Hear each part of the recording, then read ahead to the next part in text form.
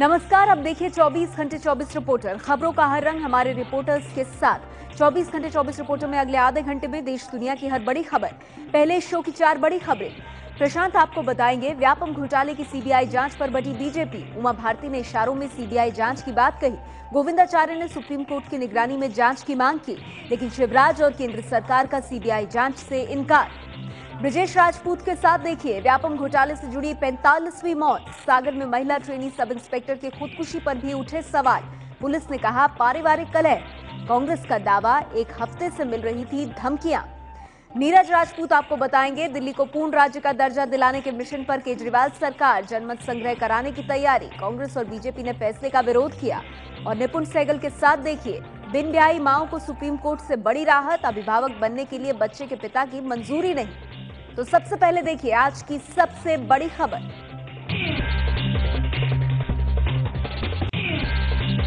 व्यापम घोटाले की सीबीआई जांच पर बटी बीजेपी। उमा भारती ने इशारों में सीबीआई जांच की बात कही, जबकि शिवराज और केंद्र सरकार इससे इनकार कर चुके हैं। लगातार इस प्रकार की घटनाओं से राज्य में जो चिंता फैली है, उसमें सक्षम एजेंसी से अगर दोबारा जांच का कोई रास्ता निकल सके तो निकालना चाहिए। केंद्र सरकार अपने मन से ही सुप्रीम कोर्ट को ये हैंडओवर कर दे और सुप्रीम कोर्ट की देखभाल निगरानी में इसकी गहराई तक पहुंचा जाए तो ज्यादा सही रहेगा, ऐसा मुझे लगता है। व्यापम घोटाले में अब तक 45 लोगों की मौत हो चुकी है। 45 में से 33 आरोपी थे, जबकि 12 लोग अलग अलग तरह से जांच से जुड़े थे। भोपाल में गृह मंत्री राजनाथ सिंह ने कहा कि व्यापम घोटाले में सीबीआई जांच की जरूरत नहीं है।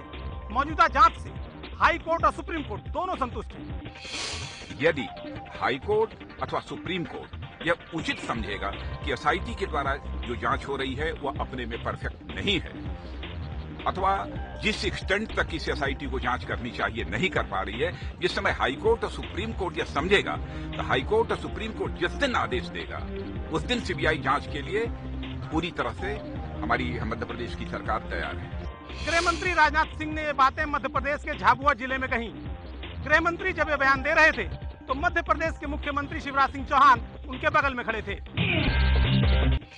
कांग्रेस ने व्यापम घोटाले पर मध्य प्रदेश के मुख्यमंत्री शिवराज सिंह चौहान से पूछे 10 सवाल। कहा सीएम बने रहेंगे तो कैसे होगी निष्पक्ष जांच। व्यापम घोटाले में भारतीय जनता पार्टी के और मुख्यमंत्री शिवराज सिंह चौहान के कितने नजदीकी सहयोगी, साथी, मित्र, निकट संबंधी ये सब आरोपी हैं और उनमें से अधिकतम को एसआईटी और एसटीएफ गिरफ्तार नहीं कर रहा, तो क्या तार सीधे मुख्यमंत्री शिवराज सिंह चौहान तक नहीं पहुंचते? क्या इस मामले में शिवराज सिंह चौहान की जांच नहीं की जानी चाहिए? अगर श्री शिवराज सिंह चौहान खुद ही मेडिकल एजुकेशन मिनिस्टर थे और पीएमटी का घोटाला हो रहा है, तो उनकी संदिग्ध भूमिका की जांच क्यों नहीं होनी चाहिए और उनकी जांच कैसे हो सकती है अगर वो खुद मुख्यमंत्री रहेंगे? क्या न्याय और सत्यता, क्या उनकी मांग ये नहीं है कि supreme court monitored CBI investigation इसकी की जाए? जब एसटीएफ को खुद की जान की चिंता है तो वो व्यापम घोटाले में मरने वाले लोगों की जांच कैसे कर पाएगी? कब तक सीबीआई की जांच से मुख्यमंत्री जी बचते रहेंगे? उन्हें स्वयं को इसे स्वीकार कर लेना चाहिए, उन्हीं के हित में है ये। मुख्यमंत्री की तरफ से कहा जा रहा है कि हाईकोर्ट की निगरानी में जब जांच हो रही है। हाँ, तो हाईकोर्ट की निगरानी में जांच हो रही, उससे तो सफलता मिल नहीं रही, उससे तो सारी परेशानियां बढ़ रही हैं। मध्य प्रदेश के व्यापम घोटाले में मौत का सिलसिला थम नहीं रहा। सागर में महिला trainee sub inspector Anamika Kushwaha की तालाब में डूबने से मौत हो गई। सागर में महिला trainee sub inspector Anamika Kushwaha की मौत पुलिस अकेडमी के पास आज सुबह करीब 4:30 बजे एक तालाब में डूबने से हुई। पुलिस अकेडमी की additional police superintendent Savita Sohane के मुताबिक आज सुबह खबर मिली कि अनामिका तालाब में कूद गई है। इसके बाद मछुआरों की मदद से उन्हें बाहर निकालकर जिला अस्पताल भेजा गया, जहां डॉक्टरों ने उन्हें मृत घोषित कर दिया। सविता सोहाने के मुताबिक अनामिका के रूम पार्टनर ने उन्हें बताया कि वो 2-3 दिनों से तनाव में थी। मध्य प्रदेश पुलिस ने इस सिलसिले में खुदकुशी का केस दर्ज किया है। मुरैना की रहने वाली अनामिका शादीशुदा थी और पिछले साल व्यापम के जरिए ही उनकी भर्ती हुई थी। कांग्रेस का आरोप, अनामिका कुशवाहा को मिल रही थी धमकी। बीजेपी ने कहा पारिवारिक झगड़े की वजह से खुदकुशी की। एक अज्ञात व्यक्ति के द्वारा पिछले एक हफ्ते से इस हमारी बहन को लगातार धमकियां मिल रही थी। उनका पारिवारिक कलह था, पारिवारिक जो उनका विवाद होता है उसके कारण से वो परेशान थी, पर अभी ऐसा उसका सोसाइटियल लोड भी कोई नहीं मिला है। सागर रेंज के आईजी केपी खरे ने एबीपी न्यूज से कहा कि अनामिका के पिता के मुताबिक उनकी बेटी को ससुराल वाले दहेज के लिए परेशान कर रहे थे और पति पत्नी में मतभेद भी चल रहा था। इसी वजह से उसने खुदकुशी कर ली। मध्य प्रदेश के मुख्यमंत्री शिवराज सिंह चौहान ने कहा कि हर मौत को व्यापम घोटाले से जोड़कर देखना ठीक नहीं। राज्य सरकार व्यापम घोटाले की सीबीआई जांच की सिफारिश करने को भी तैयार नहीं है। जो उस दुखद घटना का व्यापम या व्यापम की जांच से कोई संबंध नहीं है और हर ऐसी दुखद घटना को व्यापम से जोड़ना न्याय संगत भी नहीं है। मध्य प्रदेश सरकार फिलहाल पूरे मामले की सीबीआई जांच कराने के लिए भी तैयार नहीं है। हाईकोर्ट के मार्गदर्शन में जांच हो रही है। मैं समझता हूँ कि ये हाईकोर्ट का अपमान है अगर उनसे लेकर उस सीबीआई को जांच देना। हाईकोर्ट जांच कर ले, उसके बाद यदि कोई संतुष्टि नहीं होगी तो फिर मैं भी कहूँगा मुख्यमंत्री से हाईकोर्ट ने जांच कर देना, अब सीबीआई से भी करवा लीजिए। पत्रकार अक्षय सिंह की पोस्टमार्टम रिपोर्ट आई, लेकिन मौत की वजह का खुलासा नहीं। दिल्ली के एम्स में होगा विसरा और टिश्यू की जांच। मध्य प्रदेश के झाबुआ के एसपी आबिद खान ने कहा है कि पोस्टमार्टम रिपोर्ट सुरक्षित रखी गई है और एम्स से विसरा और टिश्यू की जांच रिपोर्ट मिलने के बाद ही उसका खुलासा किया जाएगा। जो उनका विसरा और टिश्यूज़ जो पीएम एग्जामिनेशन के बाद जब्त हुआ, हम लोग उसका भी एक प्रोसेस कर रहे हैं कि उसको हम एम्स भिजवा रहे हैं। फुल पीएम रिपोर्ट भी कल रिसीव हो गई है हम लोगों को, बट कॉज ऑफ डेथ उन्होंने रिजर्व किया है, same as the previous certificate जो उन्होंने दिया था, रिजर्व कर लिया है opinion until the reports of histopathological and viscera examination are received, only then they will be able to give the opinion. Congress Vyapam को स्वतंत्र भारत के इतिहास का सबसे बड़ा घोटाला बता रही है। आखिर क्या है ये घोटाला? तू जा, अब उनका एग्जाम दे के जा जा। देखा ऐसा कॉन्फिडेंस में जाने का मुन्ना भाई के माफिक। अंगूठा छाप मुन्ना भाई डॉक्टर बनने के लिए जो फर्जीवाड़ा फिल्म में कर रहा था, कुछ वैसा ही घोटाला मध्य प्रदेश में डॉक्टर बनने के लिए किया जा रहा था। लेकिन ये तो पूरे व्यापम घोटाले का एक छोटा सा हिस्सा है। पिक्चर तो बहुत बड़ी है। डॉक्टर से लेकर इंजीनियर तक और फूड इंस्पेक्टर से लेकर कांस्टेबल तक, प्रवेश परीक्षा से लेकर नौकरी की भर्ती तक सब कुछ व्यापम घोटाले की जद में है। साल 1982 में शुरू हुए मध्य प्रदेश व्यावसायिक परीक्षा मंडल यानी व्यापम का काम था प्रदेश के मेडिकल और इंजीनियरिंग कॉलेजों के लिए प्रवेश परीक्षाएं करवाना। साल 2008 से व्यापम के जरिए सरकारी नौकरी के लिए भर्तियां भी होने लगी। व्यापम के दफ्तर से मध्य प्रदेश को शिक्षक, police constable, sub inspector, food inspector, one रक्षक मिलने शुरू हो गए। लेकिन धीरे धीरे आरोप लगने लगे कि व्यापम की परीक्षाओं में फर्जीवाड़ा हो रहा है। कांग्रेस का आरोप है कि 2007 से 2013 के बीच व्यापम ने 167 परीक्षाएं करवाई, जिसमें परीक्षा देने वाले 76,76,718 लोगों के साथ धोखाधड़ी हुई है। एबीपी न्यूज ने आंकड़ों को खंगाला तो पता चला कि साल 2007 से 2013 के बीच करीब 54 लाख लोगों ने परीक्षा दी है। आंकड़ों की तस्वीर तो आपने देख ली, अब जरा ये भी समझ लीजिए कि आखिर व्यापम घोटाले में हो क्या रहा था, इसका खुलासा कैसे हुआ। 7 जुलाई 2013 को इंदौर में डॉक्टर जगदीश सागर की गिरफ्तारी से कई खुलासे हुए। डॉक्टर जगदीश के घर छापेमारी में गद्दे के भीतर 13 लाख की नकदी के अलावा प्रॉपर्टी और 4 किलो सोने के अलावा कुछ ऐसे दस्तावेज बरामद हुए जिसके बाद से व्यापम घोटाले की परतें खुलनी शुरू हुई। ठेका लेकर मेडिकल कॉलेज में दाखिला करवाया जाता था और इसमें व्यापम के अफसर मदद करते थे। 4 तरीकों से मेडिकल परीक्षाओं में घोटाले को अंजाम दिया जा रहा था। पहला तरीका, असली कैंडिडेट की जगह मुन्ना भाई की फिल्म की तरह परीक्षा देने के लिए फर्जी कैंडिडेट बिठा दिए जाते थे। आई कार्ड में फर्जीवाड़ा होता था। दूसरा तरीका, कई बार परीक्षा में पास हो चुके छात्रों से दोबारा परीक्षा दिलवाई जाती थी और उन्हें कुछ इस तरह से बिठाया जाता था कि वो पैसे देकर पास होने वाले छात्र को नकल करा सकें।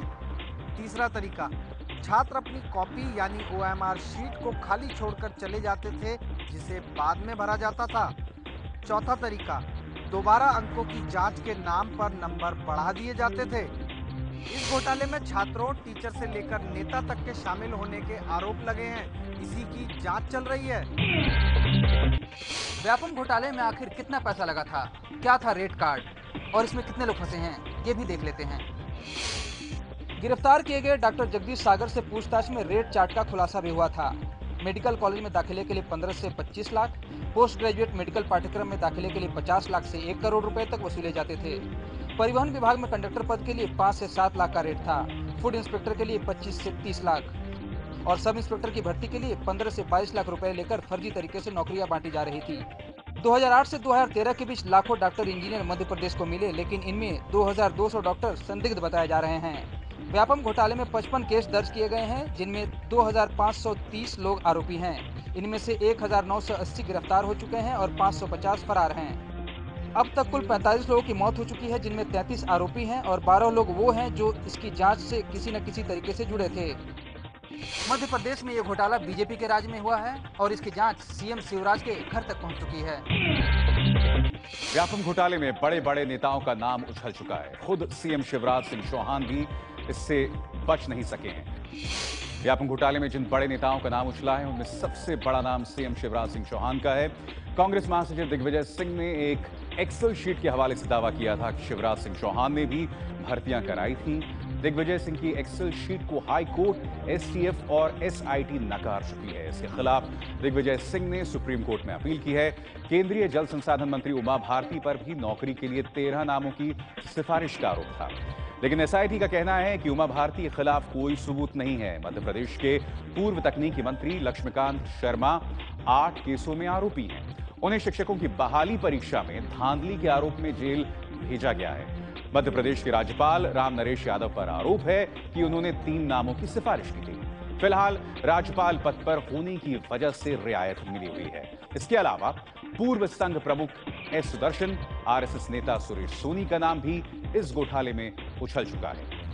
व्यापम घोटाले में अब तक 55 केस दर्ज हो चुके हैं और अब तक बड़े नेताओं में सिर्फ लक्ष्मीकांत शर्मा की ही गिरफ्तारी हुई है। भोपाल की जेल में ऐशो आराम से रह रहे हैं पूर्व मंत्री लक्ष्मीकांत शर्मा और व्यापम के अन्य आरोपी। पत्रिका अखबार की खबर में किया दावा। पत्रिका अखबार के मुताबिक जब उनका रिपोर्टर भोपाल की जेल पहुंचा तो पूर्व मंत्री लक्ष्मीकांत शर्मा समेत व्यापम घोटाले के कई आरोपी जेलर के एसी कमरे में बैठकर आराम से गप्पे मार रहे थे। अखबार के मुताबिक लक्ष्मीकांत शर्मा उनसे मिलने आए उनके भाई और व्यापम घोटाले के दूसरे आरोपियों समेत कुल 8 लोग मौजूद थे। अखबार के मुताबिक एक साथ इतने आरोपियों को बाहर बैठाना जेल के मैनुअल के भी खिलाफ है। व्यापम घोटाले पर चौतरफा सवालों में घिरे मध्य प्रदेश के सीएम शिवराज सिंह चौहान की मुश्किलें काफी बढ़ चुकी हैं। कल शिवराज कैबिनेट की बैठक में हो सकता है कोई बड़ा फैसला ले लिया जाए। आगे बात करेंगे प्रधानमंत्री मोदी की, जो 6 देशों के दौरे पर निकल चुके हैं। प्रधानमंत्री नरेंद्र मोदी उज्बेकिस्तान की राजधानी ताशकंद पहुंचे। मोदी की शान में भव्य राजकीय सम्मान। ये तस्वीरें उज्बेकिस्तान की राजधानी ताशकंद की हैं, जहां प्रधानमंत्री नरेंद्र मोदी का राजकीय सम्मान किया गया। इसके बाद प्रधानमंत्री नरेंद्र मोदी ने उज्बेकिस्तान के राष्ट्रपति इस्लाम करीमोव से मुलाकात की। प्रधानमंत्री मोदी 6 देशों की यात्रा पर निकले हैं, जिसमें पहला पड़ाव उज्बेकिस्तान है। कल वो कजाकिस्तान जाएंगे। प्रधानमंत्री के इस दौरे में रणनीतिक, आर्थिक और ऊर्जा से जुड़े कई करार होने की उम्मीद है। प्रधानमंत्री नरेंद्र मोदी रूस भी जाएंगे, जहां वो ब्रिक्स सम्मेलन को संबोधित करेंगे। दिल्ली को पूर्ण राज्य दिलाने के मिशन पर केजरीवाल सरकार दिल्ली में जनमत संग्रह की तैयारी। केजरीवाल सरकार केंद्र से अब जनता को आगे रखकर जंग की तैयारी में है। दिल्ली को पूर्ण राज्य का दर्जा दिलाने के लिए केजरीवाल सरकार अब जनमत संग्रह यानी जनता से राय शुमारी का सहारा लेने जा रही है। दिल्ली के कानून मंत्री के मुताबिक विधानसभा के मानसून सत्र से पहले भी दिल्ली में जनमत संग्रह हो सकता है। मैं ये आपको भरोसा दिलाता हूँ, आम आदमी पार्टी दिल्ली को पूर्ण राज्य दिलाकर रही। दिल्ली की जनता की इच्छा क्या है, दिल्ली की जनता क्या चाहती है, उसको एक बार समाज के सामने, दुनिया के सामने लाया जाए। केजरीवाल सरकार के इस फैसले का बीजेपी और कांग्रेस ने जोरदार विरोध करना शुरू कर दिया है। आम आदमी पार्टी के दिल्ली डायलॉग में दिल्ली को पूर्ण राज्य बनाने का मुद्दा भी शामिल रहा है। सीएम बनने के बाद पहली बार पीएम मोदी से मुलाकात के दौरान भी केजरीवाल ने पूर्ण राज्य का मुद्दा उठाया था। दिल्ली में साइट साइड मांगने के लिए हॉर्न बजाने पर डीटीसी ड्राइवर की हॉकी स्टिक से की गई पिटाई। होंडा सिटी में सवार युवकों ने बुरी तरीके से पीटा। DTC bus driver Virendra Singh की ये हालत होंडा सिटी कार में सवार 6 युवकों ने की है। वीरेंद्र के मुताबिक रविवार को वो आनंद विहार बस टर्मिनल से रूट नंबर 473 की बस लेकर बदरपुर के लिए निकले थे। जयपुर की रेड लाइट पर पहुंचने पर उन्होंने बस के आगे खड़ी होंडा सिटी कार से साइड मांगने के लिए हॉर्न बजाया। इस पर कार में सवार सभी 6 युवकों ने उन्हें हॉकी स्टिक और डंडों से बुरी तरीके से पीटा और फरार हो गए। जख्मी हालत में ड्राइवर वीरेन को कुछ लोगों ने एम्स में भर्ती कराया। डीटीसी ड्राइवर वीरेन और चश्मदीदों के बयान के आधार पर पुलिस ने रोड रेज का मामला दर्ज कर लिया है। आरोपी 6 युवकों में से 3 की गिरफ्तारी भी हो चुकी है। आरएसएस नेता इंद्रेश कुमार का राष्ट्रपिता महात्मा गांधी पर आपत्तिजनक बयान। कहा, अगर बापू नहीं झुकते तो देश का बंटवारा नहीं होता।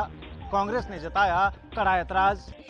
बापू हाथ में लाठी, कमर झुका लेना। बापू अगर झुकते नहीं तो भारत का विभाजन नहीं होता है। कितनी बार भी गांधी को बेइज्जत करें, गांधी इतने बड़े हैं कि उन तक पहुंचने में शायद सदियां लग जाएंगी। कांग्रेस के अलावा समाजवादी पार्टी, एनसीपी और जेडीयू सहित कई और पार्टियों ने भी इंद्रेश कुमार के बयान की कड़ी निंदा की है।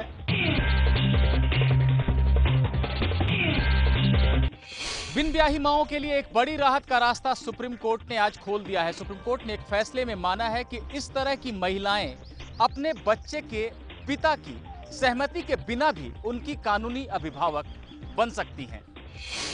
दिल्ली की एक अविवाहित मां ने अपने बच्चे का कानूनी तौर पर अभिभावक बनने के लिए निचली अदालत में अर्जी दाखिल की थी, लेकिन अदालत ने उसकी अर्जी को ये कहते हुए ठुकरा दिया कि वो बच्चे के पिता से सहमति ले तभी उसे कानूनी अभिभावक का दर्जा मिल सकता है। इसके बाद महिला ने दिल्ली हाई कोर्ट में अपील की और ये कहा कि बच्चे के पिता को ये पता भी नहीं है कि उसकी कोई संतान है। अगर वो बच्चे के पिता से सहमति मांगने जाती है तो इससे दोनों ही पक्षों को परेशानी होगी, लेकिन हाई कोर्ट ने भी महिला की अपील को ठुकरा दिया। आखिरकार सुप्रीम कोर्ट ने महिला की मांग को मंजूर करते हुए अब निचली अदालत को ये निर्देश दिया है कि वो महिला की अर्जी पर नए सिरे से दोबारा सुनवाई करे। हरियाणा के पलवल जिले के गांव में 2 समुदायों में हिंसा, दोनों पक्षों के 17 लोग गिरफ्तार। पलवल जिले के टीकरी ब्राह्मण गांव में 2 समुदायों के बीच हुए झगड़े में कम से कम 40 लोग घायल हुए हैं। इनमें से 25 लोगों की नाजुक हालत को देखते हुए इलाज के लिए दिल्ली रेफर किया गया है। पलवल के गांव टीकरी ब्राह्मण में रविवार की देर शाम 2 समुदायों के बीच किसी बात को लेकर कहासुनी हो गई और देखते ही देखते मामला पत्थरबाजी और फायरिंग तक चला गया। हिंसा भड़कने की खबर मिलते ही पुलिस ने मौके पर पहुंचकर हालात पर काबू पाने की कोशिश की। हालात और बिगड़ने पर पुलिस के साथ ही भारी संख्या में रैपिड एक्शन फोर्स को भी तैनात किया गया। प्रशासन ने गांव में शांति बहाली कमेटी बनाने के साथ दंगाइयों के खिलाफ कड़ी कार्रवाई करने की चेतावनी दी है। दिल्ली एनसीआर में लोगों को उमस और गर्मी से राहत मिली। दिन भर रुक रुक कर होती रही बारिश, तापमान में गिरावट भी दर्ज की गई। दिल्ली और आसपास आज सुबह से ही रह कर जोरदार बारिश होती रही, जिसके बाद लोगों ने गर्मी से राहत महसूस की। दिल्ली के अलावा उत्तरी राज्यों में भी कई जगहों पर जोरदार बारिश हुई है। मौसम विभाग ने 7, 8 और 9 जुलाई के लिए उत्तराखंड, हिमाचल प्रदेश, पश्चिमी यूपी और बिहार में भारी बारिश की आशंका जताई है, जबकि जम्मू कश्मीर, पंजाब, हरियाणा, दिल्ली, उत्तर प्रदेश और पश्चिम बंगाल में तेज बारिश का अनुमान जताया है। मौसम विभाग के मुताबिक देश भर में मानसून की बारिश जून में सामान्य से 13% ज्यादा दर्ज की गई थी, लेकिन जुलाई और अगस्त में औसत से कम बारिश होने की आशंका है।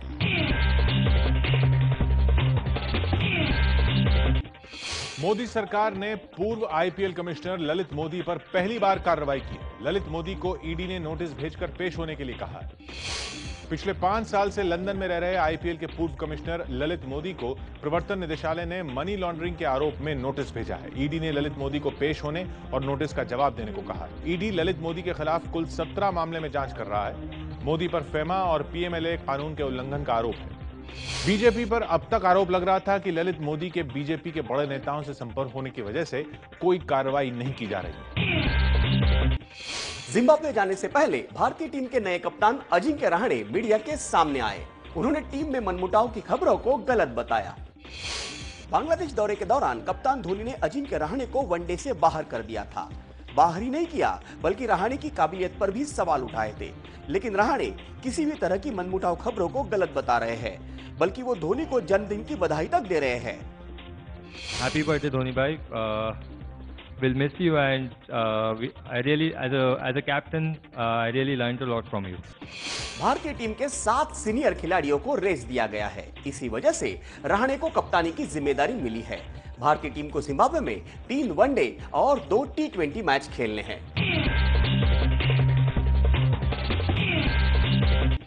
वरुण धवन और श्रद्धा कपूर की फिल्म ABCD 2 ने किया 100 करोड़ से ज्यादा का कारोबार और इसके साथ ही ये साल की दूसरी सबसे ज्यादा कारोबार करने वाली फिल्म बनी।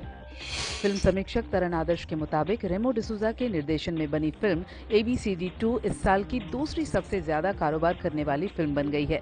तरन आदर्श ने ट्विटर पर बताया है कि ABCD 2 ने अब तक करीब 102 करोड़ रुपए का कारोबार कर लिया है।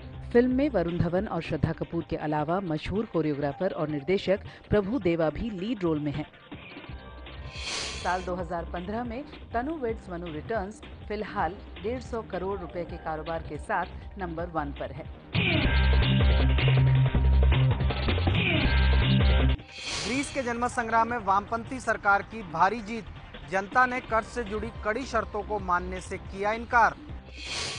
ग्रीस में रविवार को हुए जनमत संग्राम में 61% से ज्यादा लोगों ने विदेशी कर्ज से जुड़ी शर्तों को नहीं मानने के सरकारी फैसले का समर्थन किया। महज 38.7% मतदाता ही ऐसे थे जो शर्तें मानने के हक में थे।